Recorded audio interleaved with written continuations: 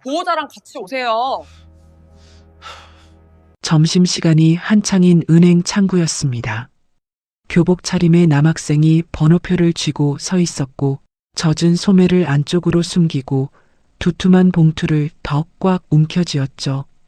은행원은 서류를 보지도 않은 채 차갑게 잘라 말했습니다. 주변에서 얕은 웃음이 번졌고 준호의 얼굴은 붉어졌습니다. 손에 든 봉투 안에는 공증된 유언장과 신탁 통지서가 들어 있었습니다. 입술을 꾹 다문 채 딱 한마디만 했어요. 어머니 수술비가 오늘 결정돼요. 확인만 해주세요. 그 순간 창구 안쪽에서 지점장이 걸어 나왔습니다. 봉투를 받아든 지점장의 표정이 굳어버렸죠. 잠시 뒤 확인된 숫자는 이 은행 전체를 얼어붙게 만들었습니다. 교복 차림의 준호는 오늘 어떤 선택을 하게 될까요? 사연 시작 전 구독과 좋아요 눌러주시고 어디서 듣고 계신지 댓글로 남겨주세요. 마음으로 찾아가 감사 인사 전하고 싶습니다. 그럼 오늘의 사연 시작합니다. 점심시간이 한창인 은행 창구였습니다. 번호표를 쥐고 기다리던 박준호는 그 말을 듣고 잠깐 멈췄어요. 교복 차림이었고 가방 끈을 두 손으로 꼭 쥐고 있었습니다. 창구 너머 은행원 정유진은 서류를 제대로 들여다보지도 않은 채 말을 던졌어요. 목소리가 낮지 않았습니다. 뒤에 줄 선 사람들도 들릴 수 있는 크기였어요. 준호의 얼굴이 붉어졌습니다. 하지만 화를 내지 않았어요. 입술을 꾹 깨물고 그 자리에 서 있었습니다. 뒷자리 직원 하나가 슬쩍 웃음을 지었습니다. 유진도 그 웃음을 못 본 척하지 않았어요. 분위기가 그쪽으로 흘렀습니다. 준호가 이 은행 지점을 찾아온 건 그날 오전이었습니다. 손에는 비닐백 하나가 들려 있었고 그 안에 두툼한 봉투가 있었습니다. 봉투 겉면에는 빗물 자국이 남아 있었어요. 아버지가 돌아가신 뒤로 몇 주가 지났는데 그 사이 준호는 이 봉투를 들고 여러 곳을 다녔습니다. 아버지가 남긴 게 무엇인지 어떻게 처리해야 하는지 아무것도 아는 게 없었지만 그냥 가만히 있을 수가 없었어요. 어머니는 지금 병원에 있었습니다. 아버지의 사고 이후 오래된 지병이 악화됐고 수술 여부를 오늘 결정해야 했어요. 병원 측에서는 보증이 필요하다고 했고 준호는 아버지가 남긴 계좌를 확인해야 한다는 말을 친척 어른에게서 들었습니다. 그래서 왔어요. 창구 앞에 서서 떨리는 목소리로 말했습니다. 아버지 유산 계좌 확인이 가능할까요? 유진이 고개를 들었습니다. 교복 가방, 손에 든 봉투, 그것들을 훑어보는 눈빛이 순서대로 내려갔어요. 그리고 서류를 받지도 않고 말했습니다. 학생이 무슨 상속이에요? 보호자랑 같이 오세요. 준호는 봉투를 내밀었습니다. 서류 있어요. 여기 보시면 그런 거 요즘 위조 많아요. 그리고 바로 나온 말이 그것이었습니다. 사기치려면 다른 데 가라는 말. 창구 앞에서 사람들이 다 보는 자리에서 준호는 그 말을 듣고 아무 말도 하지 않았습니다. 봉투를 가슴 쪽으로 당겼어요. 잠깐 침묵이 흘렀습니다. 그리고 준호가 말했어요. 어머니 수술비가 오늘 결정돼요. 확인만 해주세요. 유진은 대답하지 않았습니다. 화면을 보며 다른 업무를 처리하는 신용을 했어요. 창구 안쪽 좀 떨어진 자리에서 이 장면을 보고 있던 사람이 있었습니다. 준호는 자리를 떠나지 않았습니다. 대기 의자에 앉아서 봉투를 무릎 위에 올려뒀어요. 두 손으로 봉투를 쥔 채 창구 쪽을 바라봤습니다. 자리를 박차고 나가는 것도 아니었고 다시 창구에 가는 것도 아니었어요. 그냥 거기 앉아 있었습니다. 봉투 안에 뭐가 들어있는지 준호는 알고 있었습니다. 아버지가 세상을 떠나고 나서 친척 어른 한 분이 건네준 것들이었어요. 공증된 유언장 사본, 신탁 통지서, 그리고 대리인 연락처가 적힌 명함 한 장. 어른은 이걸 들고 은행에 가면 된다고 했습니다. 어렵지 않을 거라고도 했어요. 어렵지 않다는 말이 틀린 건지, 준호가 뭔가를 잘못한 건지, 그 자리에서는 알 수가 없었습니다. 몇 분이 지났을 때 창고 쪽에서 인기척이 났습니다. 유진이 아니었어요. 좀 더 넓은 보폭으로 걸어오는 사람이 있었습니다. 지점장 강태현이었어요. 태현은 준호 앞에 서더니 먼저 말했습니다. 안녕하세요. 불편하게 해드려서 죄송합니다. 서류 좀 보여주시겠어요? 준호는 잠깐 망설이다가 봉투를 내밀었습니다. 태연은 서류를 받아들고 천천히 넘겼어요. 처음엔 빠르게 훑는 것 같았는데 중간에 속도가 줄었습니다. 신탁기간 표기, 접수번호, 문서 발급 경로. 그것들을 눈으로 짚어가다가 잠깐 멈췄어요. 태연의 표정이 굳었습니다. 그는 서류를 준호에게 돌려주며 말했어요. 잠깐 안쪽으로 오시겠어요? 제가 직접 도와드리겠습니다. 창고 쪽으로 걸어가면서 태연은 유진에게 낮게 말했습니다. 이 고객님, 일반 창구에서 처리하면 안 돼. 유진은 그 말을 듣고 잠깐 멈췄습니다. 태연의 표정에서 뭔가를 읽으려 했는데 이미 태연은 돌아서고 있었어요.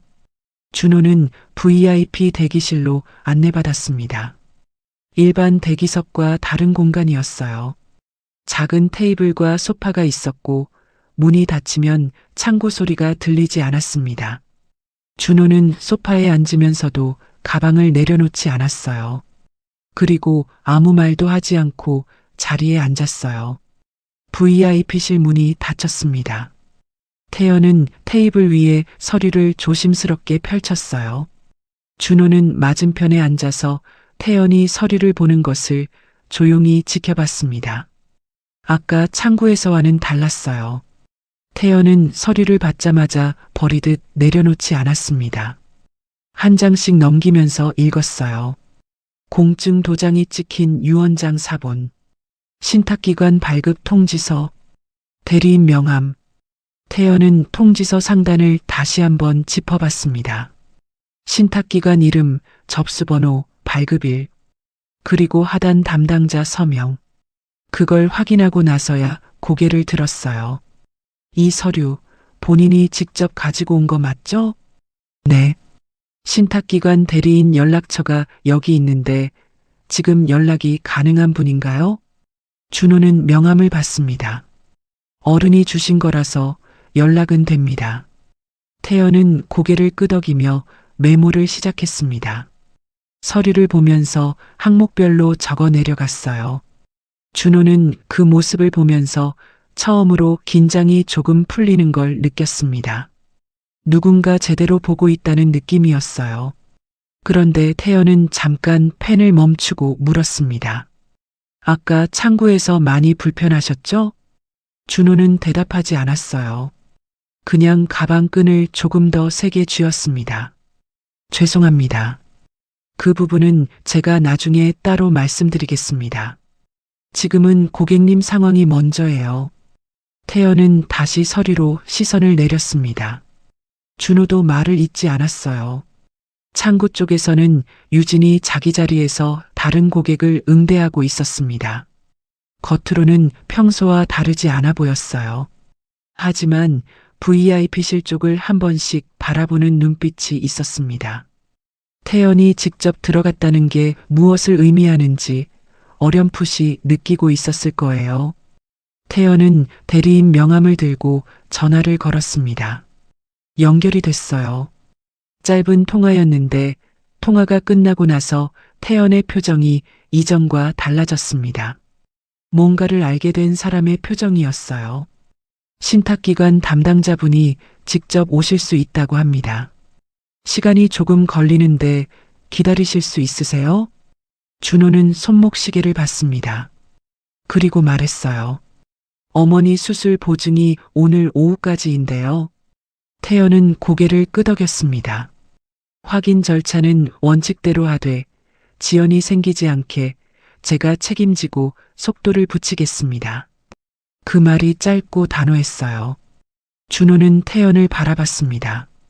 처음으로 누군가가 책임진다는 말을 했어요. 그것만으로도 조금 달랐습니다. VIP실 안이 조용했습니다. 신탁기관 담당자가 도착하기를 기다리는 동안 태연은 자리를 잠깐 비웠어요. 준호 혼자 남았습니다. 테이블 위에는 서류가 펼쳐져 있었고 창밖으로는 점심시간이 끝나가는 거리가 보였습니다.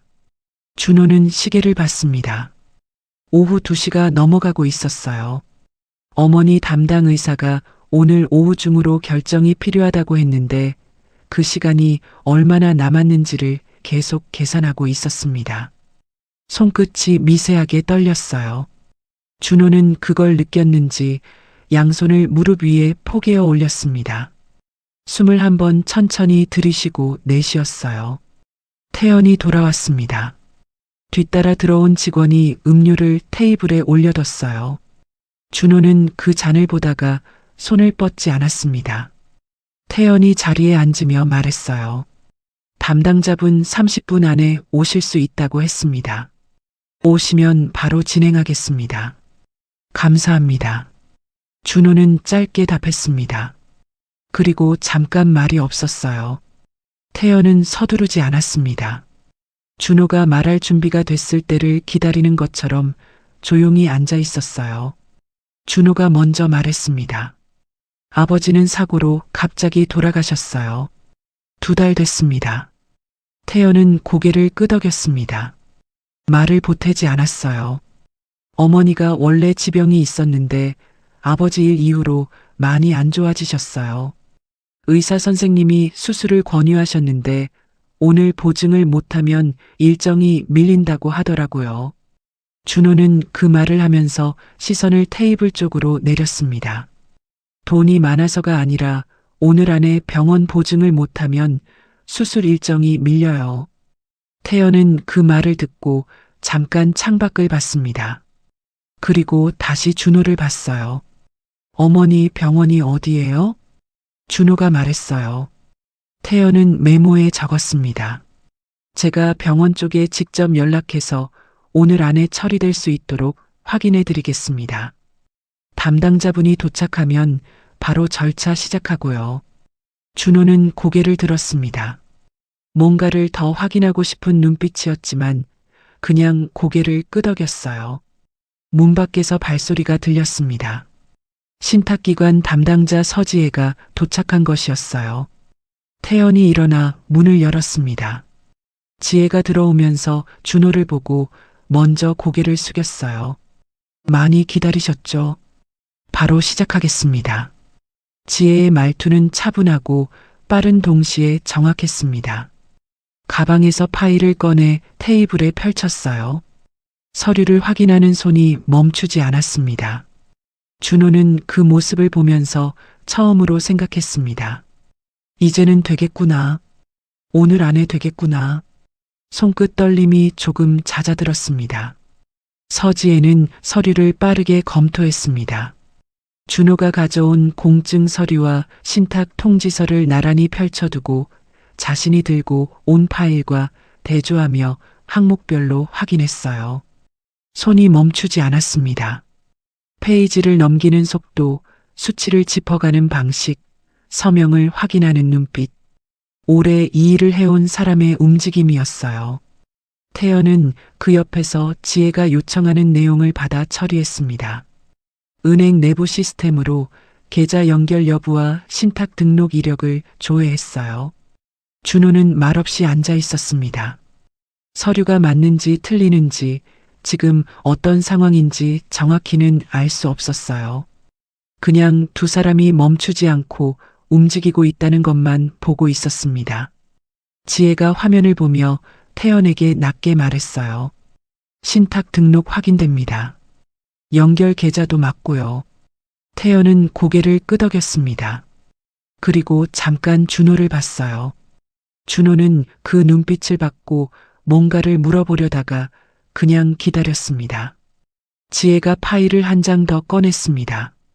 수익자 확인서였어요. 그걸 준호 앞에 내밀며 말했습니다. 준호 씨가 이 신탁의 수익자로 등록되어 있습니다. 신탁 포함 전체 규모는 확인 후 안내드리겠습니다. 준호는 그 서류를 받아들었습니다. 숫자가 보였어요. 처음 보는 단위였습니다. 지혜가 말했어요. 신탁 포함 전체 상속 규모는 100억 원 상당입니다. 은행에 묶여있는 금액도 별도로 있고요. VIP시라니 잠깐 조용해졌습니다. 태연은 표정을 유지했어요. 하지만 속으로는 이미 계산이 됐을 것이었습니다. 아까 창구에서 벌어진 일이 무엇이었는지가. 준호는 숫자를 오래 바라봤습니다. 통쾌하거나 기쁜 표정이 아니었어요. 피로하고 지쳐있는 얼굴이었습니다. 이 숫자가 아버지가 남긴 것이라는 사실이 기쁨보다 무게로 느껴지는 것 같았어요. 그리고 준호가 말했습니다. 아까 창구에서요. 저한테 사기라고 한 말, 은행 내부 기록에 남나요? 태연은 그 질문을 듣고 잠깐 말이 없었습니다. 준호의 목소리는 높지 않았어요. 감정이 실려 있지도 않았습니다. 그냥 확인을 하고 싶다는 것이었어요. 그게 오히려 더 무거웠습니다. 창구 밖에서 유진은 여전히 자기 자리에 앉아 있었습니다. VIP실이 조용한 게 더 불안했을 거예요. 소란이 나면 어떻게 대응할지 생각할 수 있는데 조용한 건 무슨 일이 일어나고 있는지 알 수가 없으니까요. 태연이 천천히 입을 열었습니다. 기록 여부는 제가 확인해 드리겠습니다. 그 부분은 제가 책임지고 말씀드릴게요. 지혜는 그 대화를 들으면서 파일에 뭔가를 적기 시작했습니다. 준호는 그걸 봤어요. 지혜가 뭘 적는지 물어보지 않았지만 그냥 적고 있다는 사실이 뭔가를 의미한다는 걸 알았습니다. 오후 햇살이 VIP실 창문으로 낮게 들어오고 있었습니다. 시계를 보니 수술 보증 시간까지 아직 여유가 있었어요. 준호는 처음으로 등받이에 등을 기댔습니다. 신탁 확인 절차가 마무리됐습니다. 지혜가 병원 쪽으로 직접 연락을 했고 태연도 행내 절차를 밟아 수술 보증에 필요한 서류를 준호에게 건넸어요. 오후가 되기 전에 처리가 됐습니다. 준호는 그 서류를 손에 쥐고 잠깐 바라봤어요. 오늘 이것 때문에 여기까지 왔다는 게 실감이 나는 듯 했습니다. 태연이 말했습니다. 수고하셨습니다. 오늘 많이 힘드셨을 텐데요. 준호는 가방을 다시 어깨에 걸었습니다.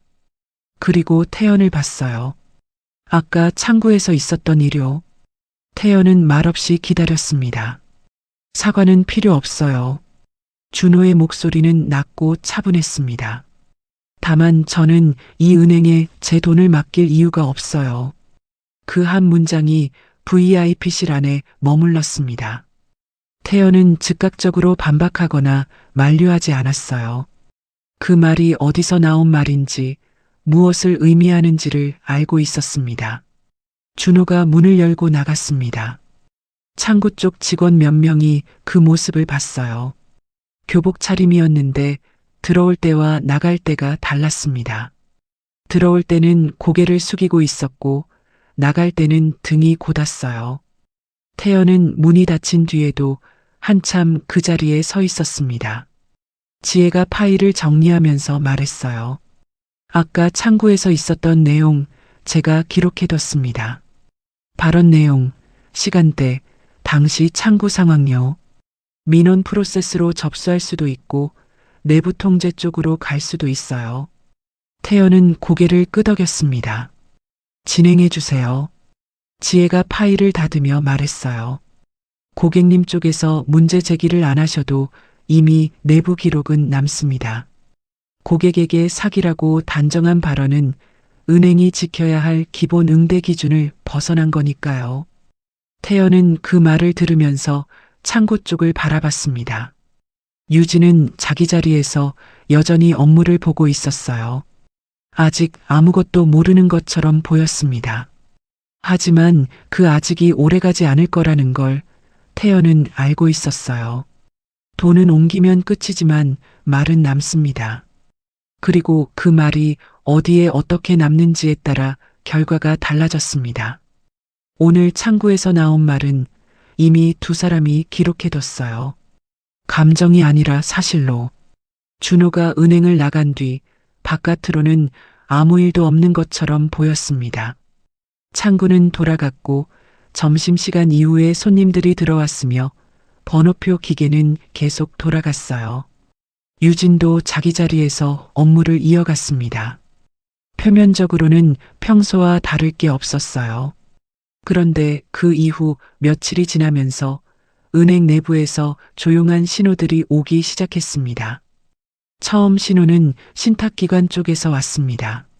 서지혜가 작성한 민원 내부 통제 문서가 접수됐고 연계된 법무 라인에서 해당 건에 대한 사실 확인 요청이 들어왔어요. 지점장 태연에게 공문이 왔습니다. 발언 경위, 당시 응대 상황, 목격자 여부, 항목별로 확인을 요청하는 내용이었어요. 태연은 그 공문을 들고 지점 내 담당 부서와 이야기를 나눴습니다. 단순 실수로 처리하기 어려운 상황이라는 걸 그 자리에서 확인했어요. 이유는 명확했습니다. 창구에서 나온 발언이 감정적 표현에 그치는 게 아니라 고객의 서류를 검토도 하지 않은 상태에서 위조와 사기를 단정했다는 점이었어요. 그건 응대 미숙의 문제가 아니라 고객 기본권 침해에 가까웠습니다. 그리고 며칠 뒤 두 번째 신호가 왔습니다. 준호 측 신탁 관련 연계거래처 몇 곳에서 자금 이동이 감지됐어요. 소액이 아니었습니다. 신탁 규모와 연결된 기업 거래처, 법무 관련 계좌, 회계 라인이 순서대로 다른 금융기관으로 이동했어요. 준호가 직접 소리를 낸 게 아니었습니다. 그런데 움직임이 생겼어요. 은행 내부에서 대규모 자금 이탈 경보가 떴습니다. 일반 리테일 쪽이 아니라 WM과 기업 라인에서 먼저 감지됐어요. 담당 부서에서 원인 파악에 들어갔고 그 흐름이 한 고객 건과 연결된다는 걸 알게 됐습니다.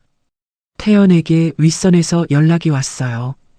이 건 창구에서 무슨 일이 있었던 겁니까? 태연은 그 자리에서 경위를 설명했습니다. 말을 아끼지 않았어요. 사실 그대로였습니다. 유진에게는 인사팀 호출 통보가 왔습니다. 업무 중 불시에 메시지가 왔어요. 지점장 통보가 아니라 인사팀 직접 연락이었습니다. 유진은 그 메시지를 보고 화면에서 눈을 떼지 못했어요. 단순 실수로 넘어갈 수 있는 일이었다면 인사팀이 직접 연락하지 않았을 거였습니다. 유진은 그걸 직감했어요. 아까 창구에서 자신이 뭘 했는지를 다시 떠올렸습니다.